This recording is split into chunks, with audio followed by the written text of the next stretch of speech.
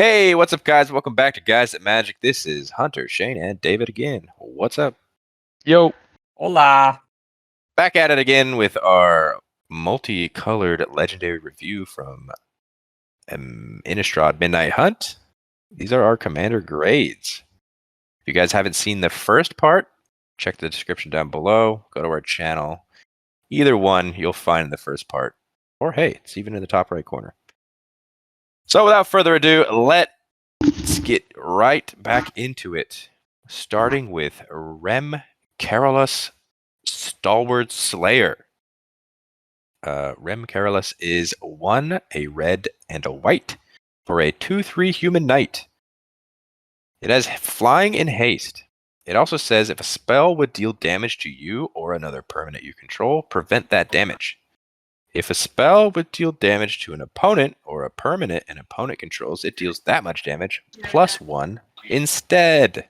I would like to say I opened this in my pre-release and it was an MVP in the pre-release. That translates to EDH very well, right?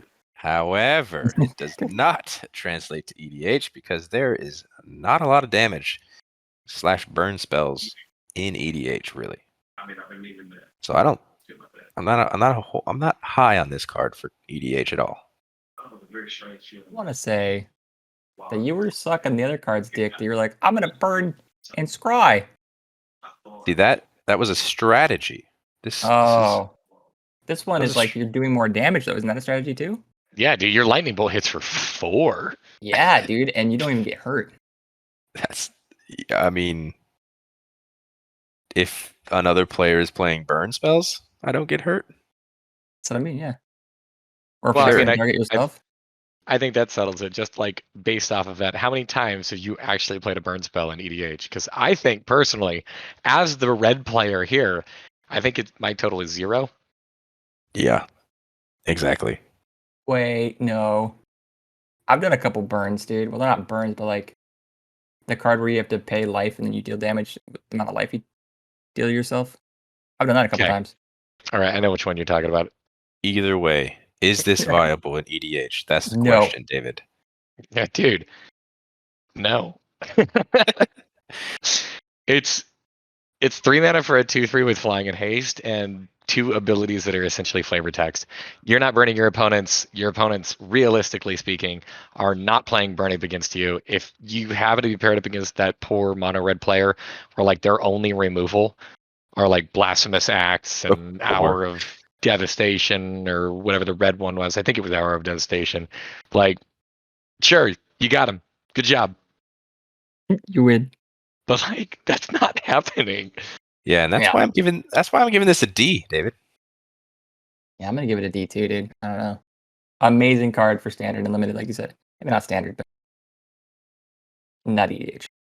Upon thinking about this further, I think I'm giving this an F. Funny because you actually wrote C originally. I don't know how you got there. I think what it was is similarly to how you opened one of these up at the pre-release. I did too, and I opened 2 Burn Down the House. And for the pre-release, this thing was godly. So I was just like really high on the card coming home thinking, man, I love this thing. And now after reading it and realizing none of this translates, this card does nothing. I'm sticking by it. It's an F. All right. The average there is still a D. Let's move on to an angel. This angel is Sigarda, Champion of Light. She costs 1, a green, and 2 white for a 4/4. She's got flying and trample. Also says humans you control get +1/+1. And she's got Coven. Coven states whenever Sigarda attacks, if you control 3 or more creatures with different powers, look at the top 5 cards of your library. You may reveal a human creature card from among them, put it into your hand. Put the rest on the bottom of your library in a random order. David, what do you think? Dude, okay. This may very well be like my most disappointing card of the entire set. So this is the 3rd time that Sigarda has been printed, and Sigarda's whole thing in the past has been about like protecting you or protecting the other creatures that you have in play. Her whole thing is protection. And like, this card does none of that. So to me, it just feels weird. Like to see her with trample, which is a very aggressive ability, instead of to see her with maybe ward, just like strikes me as odd. So Hey, like she's got green in her now. Okay, she's always had green. She's always been green white. So like that's why. I wish it just wasn't built the way that it is. And I understand that, yeah, okay, she's still caring about humans and that it's like that human go white type of thing because she wants to pump them. But then also, like, we have this weird coven ability that I think is crap, to be completely honest. I wish that it didn't say, like, you have to have those 3 or more creatures with that power difference there. I wish, honestly, just was whenever she attacked, you look at the top 5. Yeah. And I mean, I know that this sounds possibly even more busted. I wish it just put it on the battlefield, like a Coco effect. Yeah, you would be horrible at R&D, Jesus Christ. I probably would be. I just look at it like this. I am really disappointed to see that this card does not care about like protecting your shit. And that it's just like, to me, it feels much more aggressive and then has like a safety valve stapled onto it. Because I feel like they were like, wait a second, we made this mechanic. We need a legendary creature that has it so people can go play all their Coven cards. Let's staple it onto Sigarda. Yeah, I think she's a good non-human human commander, but that's about all that she's got going for her. To the human tribal again. We've seen this theme throughout the entire Innistrad Midnight Hunt legendaries. I feel lots of human tribal. Yeah. I think piggyback on David, man, if that didn't have Coven and it had like when it attacks you get like 5 mana, summon a Jace, and like a couple other abilities, it'd probably be playable, but like right now in its current state, unplayable. Say summon a Jace. Yeah. Now you're thinking like R&D. Yeah. I love how you think cards are too powerful, David, and then you come back and say, I wish it had more. I don't think that this card is too powerful, to be No, honest it's with not. you. It's I not. think for my interpretation, it misses, to me, what made Sigarda, and this just becomes like Combat Angel in green-white. I hear you trying to say. I was just trolling you. Oh no, I love it, It dude. doesn't feel like a Sigarda. I'm still giving this a B. I'm even at a C, dude. Taking with a C as well. I guess it's a decent human legendary, but like I feel like we have better human legendary creatures in this set. Yeah. Well, that average is still a C. Moving on, we got Slogurk, the Overslime. Slogurk is 1, a green and a blue, for a 3/3 ooze. It has trample. It says whenever a land is put into your graveyard from anywhere, put a 1/1 counter on Slogurk, the Overslime. Remove 3 1/1 counters from Slogurk. Return it to its owner's hand. When Slogurk leaves the battlefield, return up to 3 target lands from your graveyard to your hand. Dude, I love this. Why? It does so much shit. And it's like, the best color in Magic, and it's got trample, and it's got protection for itself, and it's got land recursion, and fuck, it's an ooze. See, it's got protection from itself eventually. Sure. If you can, I mean, you can make a counter deck around this, but I'm saying like if you just had it by itself, you have to find a way to get lands into your graveyard. I mean, there are plenty of ways to get /crack lands to put them in your graveyard. Crack lands. That's not the problem here, but you guys are gonna hate on it. I think it's cool. I just love how like I knew Shane's reaction before he even started talking on this, because it's just like I look at the card, it's like, all right, it's Simic, checkbox number 1. It's an ooze, checkbox number 2. It cares about lands. This has got to be like a fucking A++ for Shane. And I don't even know what else this card does aside from that. I just know he loves it. I do. Shit, this card could say whenever it enters the battlefield, you lose the game, and he'd probably still want to play around this card. I'd probably play it. You're right. I don't win often. So right. I kind of said technically it's a big dumb beater because that's all it is. It just gets counters on him and protects itself. Right? So it turns into a big dumb beater that can protect itself. And I kind of wish the lands went back to the battlefield, but again, this is why I'm not in R&D, because that'd be probably fucking broken. But it gives you access again. Oh, sorry, David. I'll let you talk. No. Do you go? I'm absorbing for this card. Because I know you also like I brought up the Kraken lands, like a fetch or some shit like that, or your whatever those cards are. I'm not caring about that. But even the other ones, like, dude, your lands that like or do things when they crack, like hurt people or hurt. I'm just like stuck on what I'm trying to say, but you know what I'm trying to say. Like you get to reuse those abilities, which is fucking super strong. Like that's amazing. Sure, but I also think as a commander, this is a very selfish commander. It only cares about itself. You're selfish, commander. Am I wrong?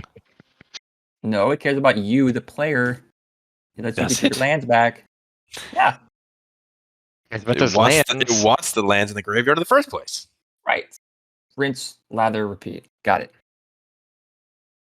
Okay. David, tell me why I'm wrong. I'm not going to tell you why you're wrong. I think that this card is weird.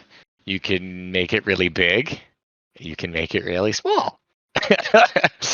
So I like how I feel like this is kind of abusable because it says whenever it leaves the battlefield, not whenever it dies or anything like that. So you can bounce this thing to grab a ton of, or to grab those lands back from your graveyard, put them back into your hand. I feel like there's got to be a way that you can exploit that to like rapidly get all of your lands. Given that I guess you're only playing one from your hand per turn, but I mean, there's ways to increase that rate, anyways. And then what Hunter was saying is like big dumb beater. It is a big dumb beater, but it's a big dumb beater with trample, which means that that damage is still gonna be like pushing through, most likely. I still think that you probably build this in some weird kind of like Voltron-y Lands Matters deck, and I don't know how much the overlap there really exists. So I don't think I'm super high on this card. Okay, I'll be high on it for you. Yeah, well, I'm giving it a C because I think it's too selfish. That's rich. Here comes the A. I'm giving it a B because I'm not stupid. I'm shocked. David? I'm gonna stick with the C on this one. I feel like the leaves the battlefield and just like target lands and not like target basic lands leaves some room for this thing to do some nutty stuff. I'm just not immediately kind of seeing what it is, and I feel like this is definitely still a commander that's going to make you work. So I'm going to keep it as a C. All right, I changed my mind. It's an A because I want the average to be a B. No. Nope. Your grade stands. Its average is a C. Fuck. Let's move on to what everybody has been waiting for. This is a flip card. It is Tovolar, Dire Overlord. Tovolar is 1, a red and a green for a 3/3 human werewolf that has Daybound. It states, whenever a wolf or werewolf you control deals combat damage to a player, draw a card. At the beginning of your upkeep, if you control 3 or more wolves and or werewolves, it becomes night. Then transform any number of human werewolves you control. When it flips, it becomes Tovolar the Midnight Scourge. Tovolar the Midnight Scourge is a 4/4 werewolf that states whenever a wolf or werewolf you control deals combat damage to a player, draw a card. It also has X, a red and a green, that states target wolf or werewolf you control gets +X/+0 and gains trample until end of turn. That is saying wolf way too many times. I But feel a little W'd out. I feel wolfed out, man. You know, But this is it. This is what everyone wanted. This is the werewolf commander. I just want to call out Hunter. That word has an L in it. What? Wolf? Wolf? You want me to say wolf? I want you to say it the right way, you weirdo. Yeah, woof. Werewolf. Werewolf, I'm not dude. werewolf. I'm a werewolf. God, I hate the way you said that. Your accent is showing. All right. Well, I'll start. Tribal player in me says, fuck yes. I love anything that goes tribal. So finally, the werewolf Thank you. is here. Sign me up, dude. That's all you got to say? That's all I got to say. Is the text relevant for you? Nope. Werewolves, dude. You're so stupid. I'm not gonna elaborate. It's tribal, and I fucking love it. That's it. Did you love the last legendary werewolf that we got? Nope. This Why one. not? Why not? Oh, why? Oh, This one's better. I don't like it. This card's boring, Hunter. It's very selfish. No, it's actually the opposite of that. It's a target. You get to target one thing. It's very selfish. It's gotta be more than one, or I'm out. You can pay multiple times. Ah, he's got me. Fuck. All right. And it draws you cards. I'm gonna put you two in timeout. Go ahead, David. I All want right, David to talk. go I don't ahead. really shit Yeah, about yeah, this yeah, card. yeah. David, go ahead. So we finally got a day about Nightbound Commander, so that's cool. That's right. I feel like, so from what I saw, just kind of general reactions online, a lot of people were still really disappointed in this card. I feel like werewolves are one of those things where they could make any legendary creature and the internet would still find a way to complain about it and say that it's not good enough. But like, I feel like this does everything you want it to do. It refills your hand because it's going to be drawing you cards. And it doesn't say just like once per turn or anything like that. If you hit somebody with 3 werewolves, you draw 3 cards, which I feel like that is insane. It's super pushed and aggressive in that. And then it has an ability that like force flips or force transforms your werewolves. So it works well with the old ones. And then on the flip side of it, it still keeps the draw ability, which is nuts. And it gives you something to do with all of your mana that's not casting spells so that you can try to keep it at night. I hate it. Yeah. I mean, I don't know why people are complaining because people wanted the Werewolf Commander. They got it. All right. Yeah, This it's is not strong enough, currently dude. the set hasn't even come out yet, and I only expect this to go up. But it's currently the number 2 most built around legendary on EDH Rec. In the past week, it's sitting at number 35 in the past month already. It's only going to increase with the number of decks people are going to make around this. Yeah, you just People fucked me up. love werewolves. I was like, wait, we've been playing with this deck for a minute. I mean, it's not out yet. Forgot. It's not out yet, dude. So I do have to bring up, like, if you're going to be playing a werewolf tribal deck, you do have technically other options out there. And I know that Rurik Thar is like kind of the go-to because it penalizes your opponents for casting spells. So it's one of those where it's like it really forces you to try and stay with the werewolves transformed. I still think that this card, just that draw ability alone, I think makes this thing playable. We're under on So, Hunter yeah. making this deck. Oh, Hunter loves tribal, dude. He's 100% making a werewolf deck. There's no doubt in my dude. mind. Absolutely. Absolutely can't believe you've done this. I do think that this is probably only as good as like the werewolves you can stock in the deck, and I feel like most werewolves are very designed for limited. So most of them are pretty bad. That's why they are also putting the not just werewolves, but also just normal wolves on the card. I still stand by my original statement. There's 3 or 4 wolves that are like fairly solid, at least that I can think of. They're Sure, only more going than to just print 3 or more 4. in Crimson Vow. That is true. I'm giving it a B. I'm giving I it like a it. C. Because of its draw engine, I think I'm going to give this thing a B. Hell yeah, David. Welcome All right. aboard, buddy. Giving it a D now. This I love- average is a B. I love how Make it Shane is average, just like dude. nuking grades or like hardcore trying. raising them up to just like try and change the average. I'm the He's curve, trying. bitch. I'm the curve. All right, let's talk about the final legendary creature. This is Vadrik. Vadrik Astral Archmage. Vadrik is 1, a blue, and a red for a 1/2 human wizard.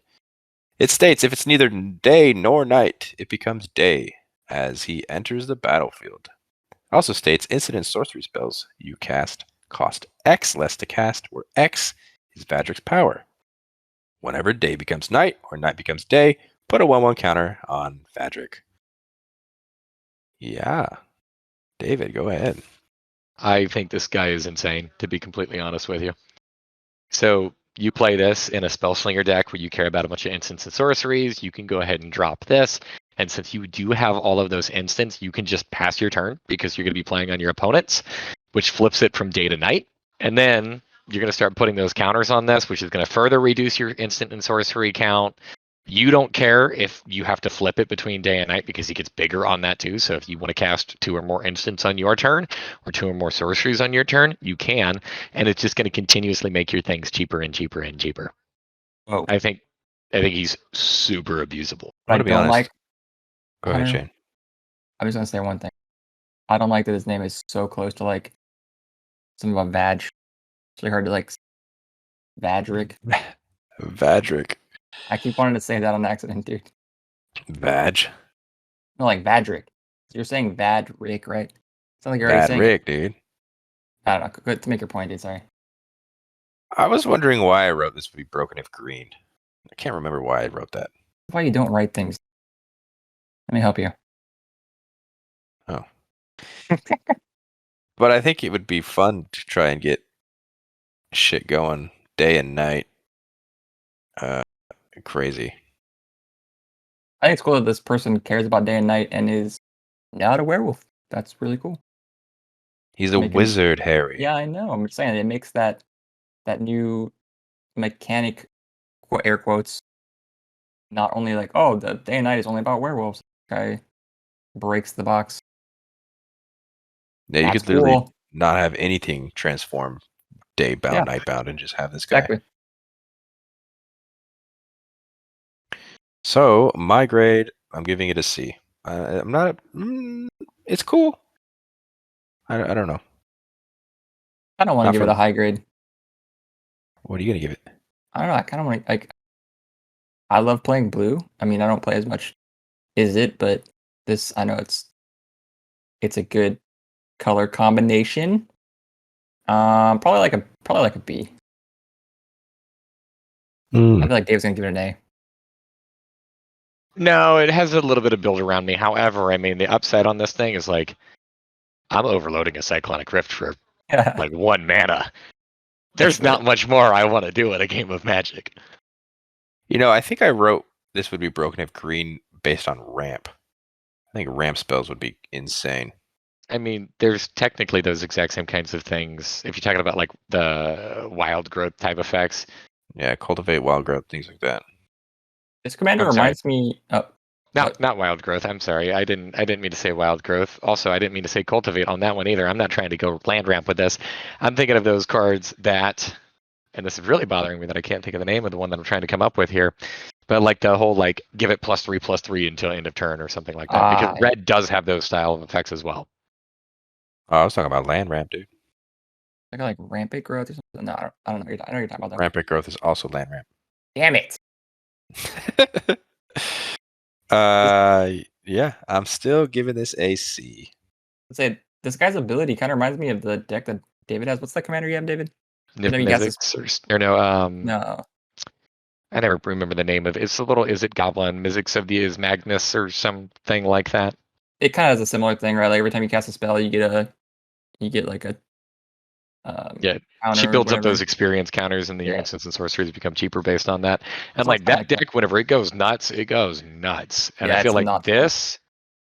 this, like he's cheaper, and his power starts at 1, which means you immediately get a reduction of 1. Right. So it's not as strong as the other character because the other one has like the counters that stick around no matter what. This one you have to build up every time, but that's fine. It's fine. Pretty cool. What do you Sure, give me? great, Did you- Shane. Yeah, I said B. Oh, did you? Yeah. Sticking with a B on this one as well. All right, then the average is a B. Wow. That does it. Are you We a did it again. ghost? Yeah. Boo. Yeah. Before we sign off, did you guys have a favorite commander? Yeah, legendary. I got like Lisa. Lisa's your favorite? Okay. Yeah, I think so. I'm going back. Favorite. I'm going back to good old Catilda. I think my favorite might be Florian. Lorian. Thought you were gonna go old stick fingers. Old sticky fingers. You know, I wish he was Sticky Fingers. He's just Stick Figures. Or Stick Figures. Stick figures. Wow. Stick figures. Yeah, Well, I but know what I'm playing every time I cast him. in case you guys are wondering, we actually did not talk about the commander-only legendaries that they announced. That was also coming in a set because we are going to be doing a separate video on all the cards that are coming specifically to the set booster and collector boosters. Kind of our opinions, what we think about them. In a separate video because Wizards is separate them from the precons and the set itself. So whatever. But as far as this video goes, hope you guys liked it. Hit the like button if you did. Subscribe to the channel if you haven't already. Follow us on Instagram. Follow us on Twitter. All the links in the description down below. Until next time, this is Guys That Magic. Peace. Bye. Later.